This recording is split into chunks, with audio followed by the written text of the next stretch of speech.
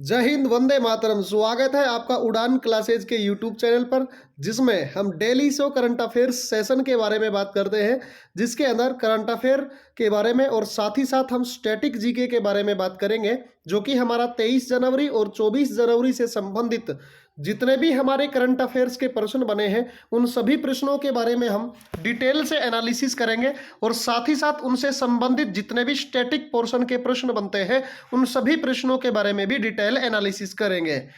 तो जिससे पहले कि हम वीडियो को प्रश्नों की सीरीज आपके लिए शुरू करें, उससे पहले एक बार सभी विद्यार्थी जाकर के सेशन को शेयर करेंगे, लाइक वाले बटन को प्रेस कर देंगे, जिससे कि हमें भी थोड़ा सा मोटिवेशन मिले और हम भी आपके लिए बेहतरीन प्रयास करते रहें। तो चलिए शुरू करते हैं आज का सबसे पहला प्रश्न।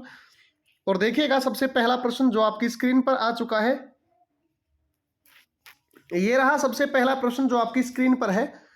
किस भारतीय कंपनी ने या कौन सी कंपनी ने भारत में, यानी कि कौन सी कंपनी है जिसने भारत में गर्ल्स फॉर टेक STEM पहल के दूसरे फेज की शुरुआत की है, यानी कि इसके दूसरे जो है फेज की शुरुआत कर दी है, दूसरे इसके चरण की शुरुआत कर दी है। ये कंपनी कौन सी बनी है?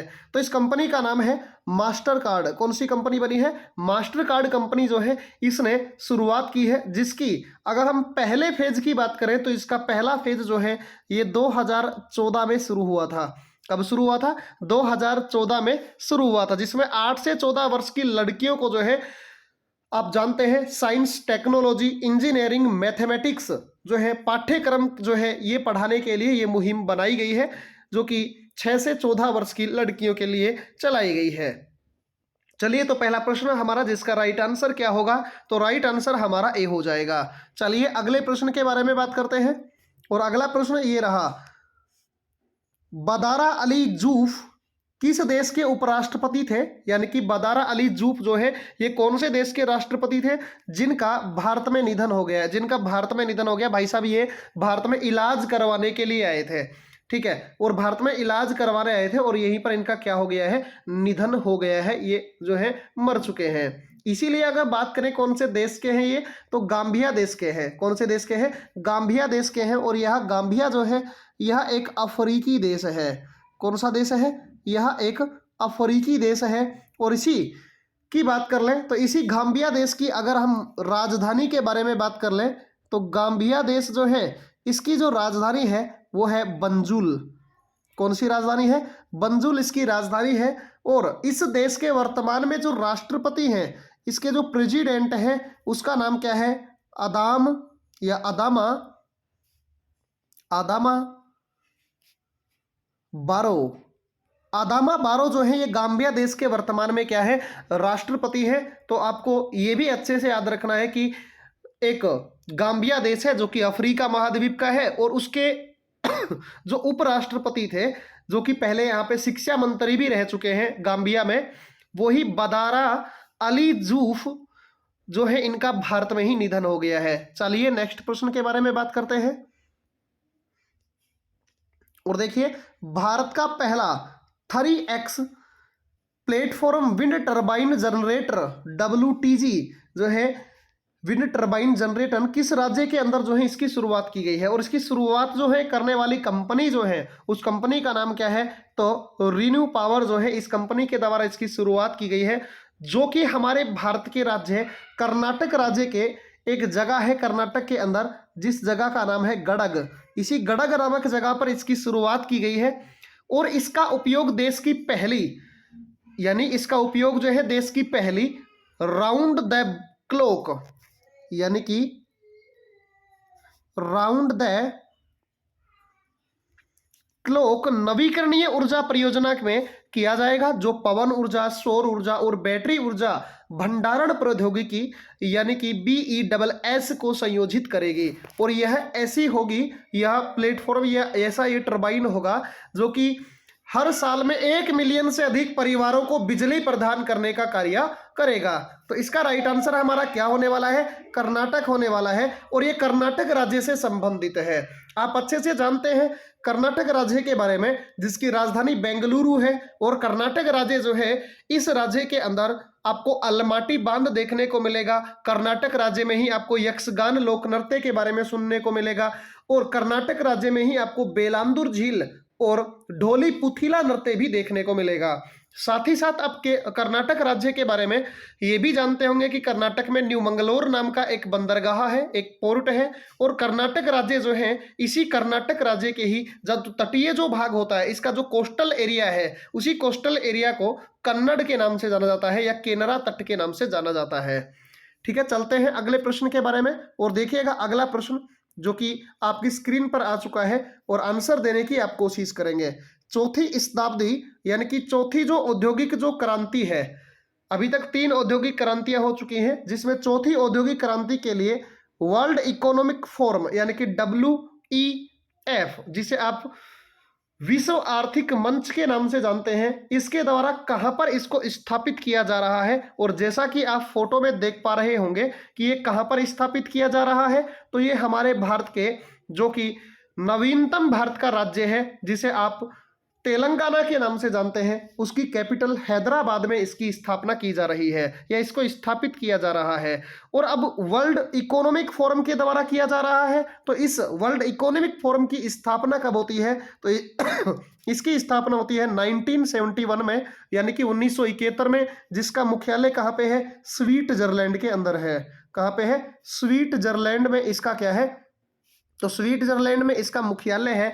और आप अच्छे से जानते होंगे इस जो इकोनॉमिक फोरम है, वर्ल्ड इकोनॉमिक फोरम है, जिसके प्रबंध निदेशक जेरेमी जुगेश है, और तेलंगाना के लाइफ साइंसेस फाउंडेशन के मुख्य कार्यकारी अधिकारी शक्ति नागपन के बीच में इसके लिए हस्ताक्षर हुआ है। यानी डब्ल्यू इकोनॉमिक फोरम के तो निदेशक कौन है? जेरेमी जुगेश। और साथ ही तेलंगाना लाइफ साइंसेज फाउंडेशन के जो मुख्य कार्यकारी अधिकारी है शक्ति नागपन, दोनों के बीच में जो है इसके लिए क्या हुआ है? दोनों के बीच में हस्ताक्षर हुए हैं। ठीक है, तेलंगाना भारत का 29वां राज्य बना था। केंद्र चंद्रशेखर राव यहाँ के CM है, और तेलंगाना की राजधानी हैदराबाद है। और आप अच्छे से जानते हैं कि हैदराबाद शहर किस नदी के किनारे है? तो हैदराबाद शहर मूसी नदी के किनारे है। ये अच्छे से याद रखना है, क्योंकि मूसी नदी वाला ये जो हैदराबाद शहर किस नदी के किनारे है, ये प्रश्न बहुत बार SSC या अदर किसी भी कॉम्पिटिटिव एग्जाम्स की बात करें, जैसे और भी जो जैसे NTA करवाता है, UPSC करवाता है, वो सारे के सारे इस प्रश्न के लिए बहुत बार इसको पूछ चुके हैं अपने एग्जामिनेशन के अंदर। चलिए अगले प्रश्न के बारे में बात करते हैं। ये रहा अगला प्रश्न। ब्रांड गार्जियनशिप इंडेक्स 2023 में किस भारतीय को ग्लोबल लेवल पर दूसरी रैंक प्राप्त हुई है? यानी कि ब्रांड गार्जियन जो शिप है, इस इंडेक्स के अंदर ब्रांड गार्जियनशिप जो इंडेक्स है 2023 का, इसके अंदर जो है भारत के कौन से व्यक्ति हैं जो कि नंबर 1 पर? दुनिया के अंदर तो जो है ये दूसरे नंबर पे है। विश्व में तो कौन सा स्थान है? दूसरा स्थान है। लेकिन भारत में कौन सी रैंक है? तो भारत में पहले स्थान पर है।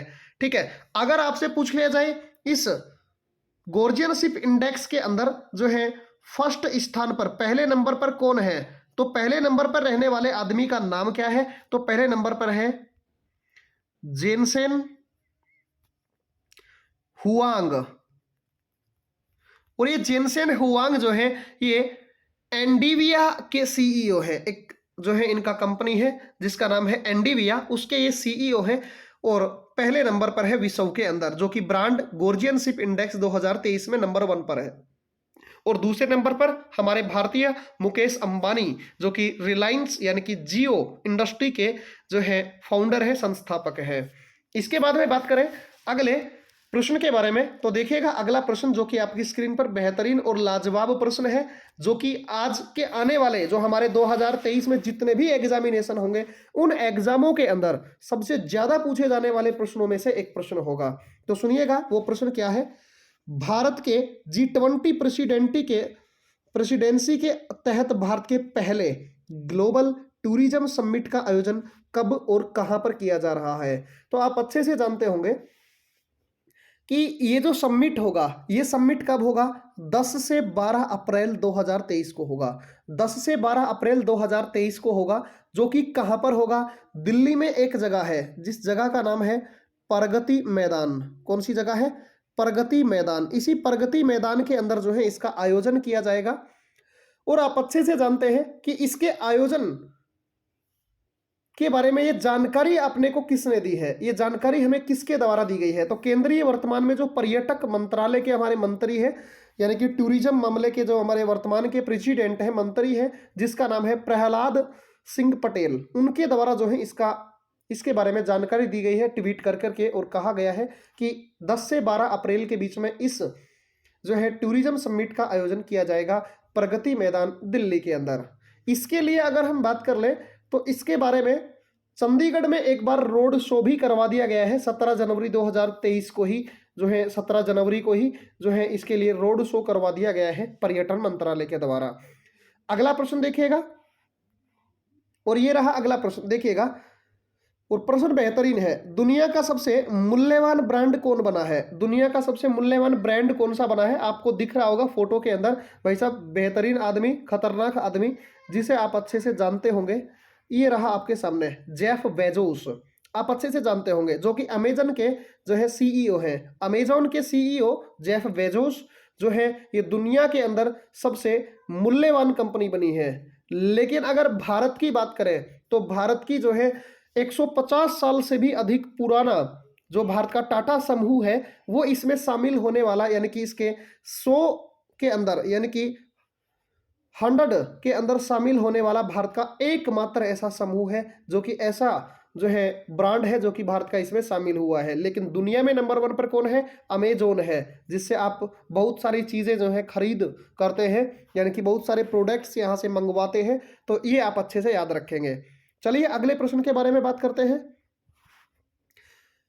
कौन सी जो है कंपनी के बारे में पूछा गया, कौन सी कंपनी सॉफ्टवेयर ग्राहकों के लिए internet protocol television IPTV service 26 जनवरी से लॉन्च करेगी? यानी कि 26 जनवरी से जो है इसकी लॉन्च करेगा, जो कि इंटरनेट प्रोटोकॉल टेलीविजन जो है ये ग्राहकों के लिए शुरू करने वाला है। और ऐसा करने का काम कौन कर रहा है? आप देख पा रहे होंगे, रेलटेल। कौन कर रहा है? रेलटेल के द्वारा ये काम किया जा रहा है, जो कि आप अच्छे से जानते हैं वर्तमान के अंदर बहुत ही ट्रेंड में रहता है। तो आज के इस प्रश्न के बारे में हमारा राइट आंसर जो होगा वो हमारा ए होगा। चलिए अगले प्रश्न के बारे में चलते हैं। और अगला प्रश्न जो कि हम 24 जनवरी के बेहतरीन प्रश्न भी इसमें शामिल, क्योंकि मैंने आपको बताया है कि 24, 23 और 24 जनवरी का कंबाइंड ये हमारा करंट अफेयर्स का सेशन होने वाला है।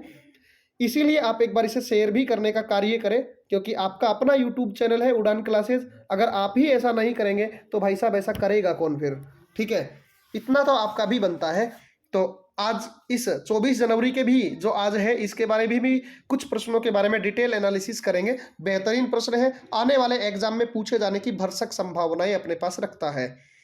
देखिएगा, हाल ही में मानव सेवा के लिए बहरीन, एक देश का नाम है बहरीन, आप अच्छे से जानते होंगे बहरीन देश के बारे में। ये रहा बहरीन देश, देखिए मानव सेवा के लिए बहरीन देश है, जिसमें ISA अवार्ड दिया जाता है, जो कि मानव या मनुष्यों की सेवा करने के लिए दिया जाता है। और ये किसको मिला है? तो आप फोटो में जो आपको दिखाई दे रहे हैं इसका नाम क्या है? डॉक्टर संदूक रुइट। कौन है? डॉक्टर संदूक रुइट, जो कि कौन है भाई साहब? ये हिमालयन मोतियाबिंद परियोजना के सह संस्थापक और प्रसिद्ध नेपाली नेत्र विशेषज्ञ है या नेत्र रोग विशेषज्ञ है। इनको ये दिया गया है। अब बहरीन देश के द्वारा दिया गया है, तो बहरीन की राजधानी क्या है? तो बहरीन की कैपिटल जो है ये मनामा है। कौन सी है? मनामा बहरीन की राजधानी है, और जिसकी मुद्रा बहरीनी दिनार है। क्या है? बहरीनी दिनार जो है ये इसकी क्या हो गई? मुद्रा हो गई। ये भी आपको अच्छे से याद रखना है। और यहाँ के राजा का नाम है अहमद बिन ईसा उल खलीफा, इसका नाम जो है ये यहाँ के राजा है वर्तमान के अंदर। चलिए अगले प्रश्न के बारे में बात करते हैं। और अगला प्रश्न देखिएगा ध्यान से, बेहतरीन और शानदार प्रश्न है, जो कि एग्जाम्स के अंदर पूछे जाने की बहुत ही ज़्यादा अपने पास संभावनाएं रखता है। क्योंकि ये प्रश्न जो है मैं गारंटी से आपको कह सकता हूं कि किसी ना किसी एग्जाम में 2023 किसी भी ना किसी कॉम्पिटिटिव एग्जाम में ये प्रश्न जरूर पूछा जाएगा। एक आईआईटी है, यानी कि भारत का कौन सा आईआईटी स्वदेशी निर्मित, यानी कि अपने खुद के देश के द्वारा बनाया गया आत्मनिर्भर मोबाइल ऑपरेटिंग सिस्टम भार ओएस विकसित कर रहा है। तो ये कौन सा आईआईटी जो है विकसित कर चुका है ये, तो आईआईटी मद्रास, जो कि वर्तमान में ट्रेंड 2022 में भी ये ट्रेंड में रहा था और 2023 में भी इसने शुरुआती के अंदर ही बेहतरीन एक काम कर डाला है, जो कि अपने भारत का एक स्वदेशी आत्मनिर्भर मोबाइल ऑपरेटिंग सिस्टम जो है बना डाला है। अभी तक आप अच्छे से जानते होंगे कि बहुत सारी कंपनीज जो है भारत में कभी भी ये नहीं बनाए जा रहे हैं ऑपरेटिंग सिस्टम। इसमें गूगल का ही अपने अपने जो एंड्रॉयड फोन है उनमें गूगल के द्वारा ये सॉफ्टवेयर डाला जाता है, जिसमें गूगल मनमानी करते दिखाई दे रहा है। इसीलिए आईआईटी मद्रास के जो निदेशक हैं वी कामकोटी के द्वारा ये जानकारी दी गई है कि उनके द्वारा जो है भारत का स्वदेशी मोबाइल ऑपरेटिंग सिस्टम बार ओएस जो है इसको विकसित किया जा रहा है, जिससे कि यह सिस्टम जो होगा ये यूजर्स को हाईटेक सिक्योरिटी, जो अपने फोन में जो सिक्योरिटी होती है, जो प्राइवेसी होती है, उसके लिए जो है वो प्रदान करने का कार्य करेगा। तो आईआईटी मद्रास के द्वारा, जिसके वर्तमान में निदेशक वी कामकोटी है। चलिए अगले प्रश्न के बारे में बात करते हैं। और ये रहा अगला प्रश्न, किसे राष्ट्रीय स्वास्थ्य प्राधिकरण के निदेशक के रूप में नियुक्त किया गया है। प्रश्न बेहतरीन है, यानी कि किसे नेशनल हेल्थ एजेंसी के निदेशक के रूप में नियुक्त किया गया है, जिसका हेड बनाया गया है। और वो हेड कौन बने हैं, तो हेड बने हैं प्रवीण शर्मा। कौन बने हैं, प्रवीण शर्मा जो है इसको राष्ट्रीय स्वास्थ्य प्राधिकरण नेशनल हेल्थ एजेंसी के वर्तमान निदेशक के रूप में अपॉइंट किया गया है, नियुक्त किया गया है। चलिए अगले प्रश्न के बारे में बात करते हैं। ये रहा अगला प्रश्न, किस राज्य के कांगेर घाटी राष्ट्रीय उद्यान में दुर्लभ नारंगी रंग का चमगादड़ जो है ये मिला है। अब देखो ये आपको चमगादड़ दिखाई दे रहा होगा, ये चमगादड़ जो है कांगेर घाटी नेशनल पार्क में मिला है। और ये कांगेर घाटी नेशनल पार्क जो है ये हमारे भारतीय राज्य कौन से राज्य के अंदर एग्जिस्ट करता है, कौन से राज्य के अंदर स्थित है। अगर बात करें तो ये हमारे भारत के राज्य छत्तीसगढ़ के अंदर ये स्थित है। और इस कांगेर नेशनल पार्क की अगर मैं स्थापना या इसके एस्टेब्लिशमेंट के बारे में बात कर लूं तो 1982 में इसकी स्थापना की गई थी। और इसे उच्च जैव विविधता के कारण बाद में बायोस्फीयर रिजर्व के रूप में भी नामित कर दिया गया था। और ये जो नारंगी रंग का जो चमगादड़ जो आपको दिखाई दे रहा है फोटो के अंदर, इसका नाम क्या है, तो नाम है इसका पेटेंट बैट। क्या नाम है, पेटेंट बैट जो है इसका नाम है, जिसका वैज्ञानिक नाम भी क्या है, कैरीबोला पिक्टा इसका वैज्ञानिक नाम है। कैरीबोला पिक्टा इसका वैज्ञानिक नाम है, यानी इसका साइंटिफिक नेम कैरीबोला पिक्टा है। अब छत्तीसगढ़ के बारे में पूछा गया, छत्तीसगढ़ राज्य में कांगेर नेशनल पार्क है, तो छत्तीसगढ़ के वर्तमान में सीएम कौन है। भाई आप अच्छे से जानते होंगे भूपेश बघेल के बारे में, कि भूपेश बघेल जो है ये छत्तीसगढ़ के अंदर वर्तमान के अंदर सीएम है। साथ ही साथ आप गवर्नर भी यहाँ पे जानते होंगे कि अनुसुईया उइके, सुश्री अनुसुईया उइके जो है यहाँ पे छत्तीसगढ़ राज्य में वर्तमान में राज्यपाल हैं, यानी कि गवर्नर हैं। ठीक है, चलते हैं अगले प्रश्न के बारे में। और देखिएगा अगला प्रश्न ये रहा आपकी स्क्रीन पर, किस राज्य सरकार ने छात्राओं को 60 दिन का मातृत्व अवकाश देने की अनुमति दी है। यानी कि भारत की कौन सी ऐसी राज्य सरकार है जिसके द्वारा जो 18 ईयर की, यानी कि 18 साल से अधिक उम्र की जो लड़कियां हैं उनको जो है 60 दिन तक मातृत्व अवकाश देने की अनुमति या घोषणा कर दी है।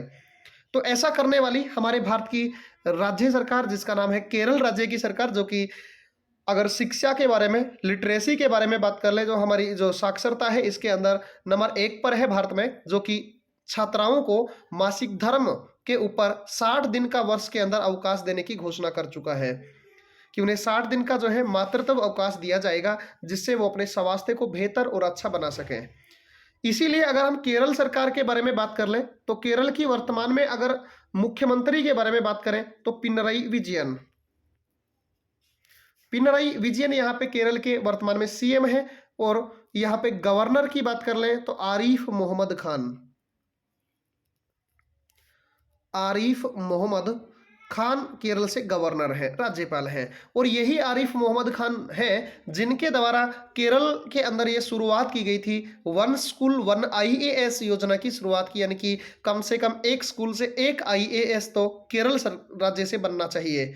ये घोषणा भी केरल के गवर्नर आरिफ मोहम्मद खान के द्वारा की गई थी।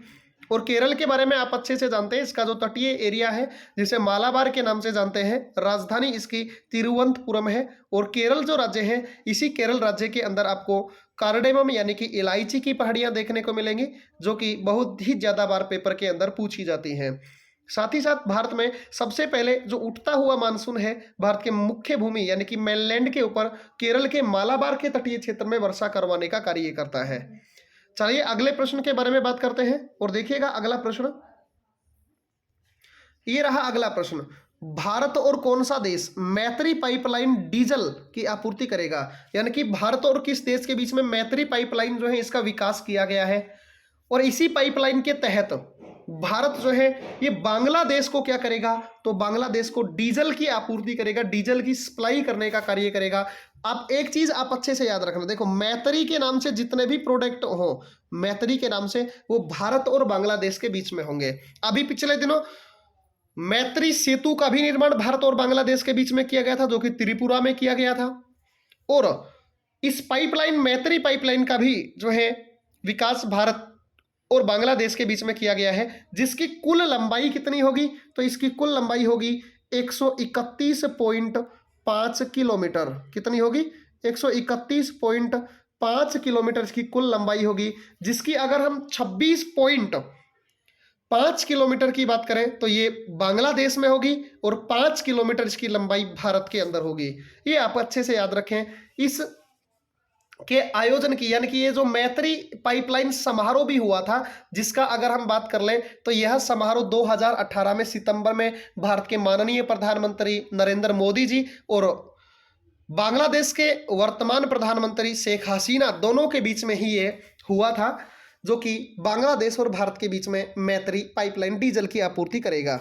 साथ ही साथ बांग्लादेश की राजधानी ढाका है और बांग्लादेश की मुद्रा जो है, यानी कि इसकी कैपिटल की बात कर लें तो ढाका है और मुद्रा की बात कर लें तो टका है। और बांग्लादेश के वर्तमान में पीएम प्राइम मिनिस्टर का नाम क्या है, तो शेख हसीना है, जो कि वर्तमान में सबसे लंबे समय तक बांग्लादेश की प्रधानमंत्री रहने वाली बन चुकी हैं। तो इस प्रश्न का हमारा राइट आंसर क्या होने वाला है, बी आंसर होने वाला है। लेकिन आप अगर बांग्लादेश के बारे में इतनी ही बातें कर चुके हैं तो जल्दी से एक बात और भी रिपीटेशन कर लीजिएगा, क्योंकि बांग्लादेश भारत के साथ बाउंड्री शेयर करता है सबसे ज्यादा 4096 किलोमीटर की, जिसके अंतर्गत हम बात करें तो बांग्लादेश जो है यह त्रिपुरा को 3 साइड से घेरे हुए है। और साथ ही साथ आप अच्छे से जानते हैं कि बांग्लादेश जो है यह भारत के साथ जीरो लाइन, जिसे आप शून्य रेखा भी कह सकते हैं, यह बाउंड्री शेयर करता है, जिसका नाम निर्धारित किया गया है। उसके साथ साथ आप बांग्लादेश और भारत के बीच में एक डिस्प्यूट हुआ करता था, एक विवाद हुआ करता था, जिसे आप 3 बीघा कॉरिडोर के नाम से जानते थे। आजकल उस विवाद को भारत और बांग्लादेश दोनों ने मिलकर उसे सुलझा लिया है। 2015 की बात है कि 2015 में हमारे जो भारतीय कॉन्स्टिट्यूशन है, इंडियन कॉन्स्टिट्यूशन के अंदर किया गया 100वां संविधान संशोधन, और उसी 100वें संविधान संशोधन 2015 के तहत भारत और बांग्लादेश के बीच में जो 3 बीघा कॉरिडोर या 3 बीघा जो गलियारा था, उस डिस्प्यूट को हल कर लिया गया है। इसके बाद में हम बात करें नेक्स्ट प्रश्न के बारे में, तो देखिएगा नेक्स्ट प्रश्न आपकी स्क्रीन पर ये रहा। आंसर करने की कोशिश करिएगा सभी विद्यार्थी। किसने हॉकी विश्व कप के इतिहास की सबसे बड़ी जीत दर्ज की है, यानी कि आज तक जितने भी हॉकी के विश्व कप हुए हैं उनमें सबसे बड़ी जीत हासिल करने वाला देश कौन सा बन चुका है। अब एक चीज सुनिएगा, सबसे पहले तो आपको ये पता होना चाहिए कि हॉकी विश्व कप जो है ये कहाँ पे हो रहा है, 2023 में। तो अगर इसके हम आयोजन की बात कर लें तो इसका आयोजन जो है ये अगर 2023 की मैं बात कर लूँ तो 2023 में कहाँ पे हो रहा है, उड़ीसा राज्य के अंदर इसका आयोजन किया जा रहा है।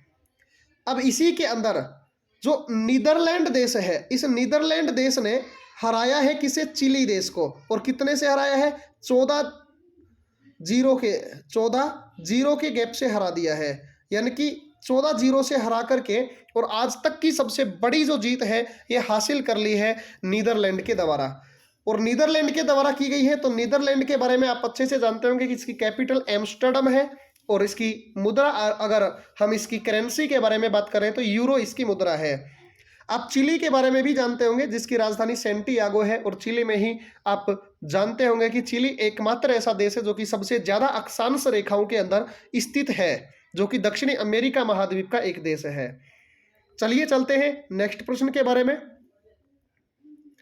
ये रहा, देखिएगा नेक्स्ट प्रश्न। अंतरराष्ट्रीय पर्यटन मेला फ्यूचर 2023 कहाँ शुरू हुआ है? यानी कि अंतरराष्ट्रीय पर्यटन मेला है, टूरिज्म जो है मेला है, इसी 2023 में जो इसका आयोजन हुआ है ये कहाँ पे हुआ है? तो आप अच्छे से जानते हैं कि हमारा जो स्पेन देश है, स्पेन देश की राजधानी मैड्रिड, इसी मैड्रिड के अंदर जो है इसका आयोजन किया गया है, जो कि कब से कब तक होने वाला है? 18 से 22 जनवरी तक ये मेला चला है। 18 से 22 जनवरी तक ये मेला चला था, जो कि स्पेन की राजधानी मैड्रिड के अंदर आयोजित किया गया था। तो चलिए गाइस, ये हमारे 23 और 24 के बेहतरीन करंट अफेयर्स, जिसके अंदर हमने डिटेल से बातें की हैं, जिसमें स्टैटिक जीके का भी जो प्रश्न बना उसके बारे में भी हमने बात की। एक छोटे से समय के अंदर, एक थोड़े से समय के अंदर बहुत से ज़्यादा जानकारी आपको देने का कार्य करता है उड़ान क्लासेज। तो एक बार चैनल को अगर किसी भी भाई या बहन ने सब्सक्राइब नहीं किया है तो जल्दी से जल्दी चैनल को सब्सक्राइब कर लें और साथ ही साथ बेल आइकन के बटन को प्रेस कर लें, जिससे कि आने वाले वीडियोज आपको सबसे पहले और टाइम से ही आपको उनकी जानकारी प्राप्त हो जाए, जिससे कि आप आने वाले हर एक वीडियो के बारे में अच्छे से जानकारी प्राप्त कर सकें और अपने आने वाले एग्जाम्स के अंदर अच्छा परफॉर्म करने के लिए आप यहाँ पे जुड़े रहें। आज के सेशन में इतना ही। धन्यवाद। जय हिंद, जय भारत।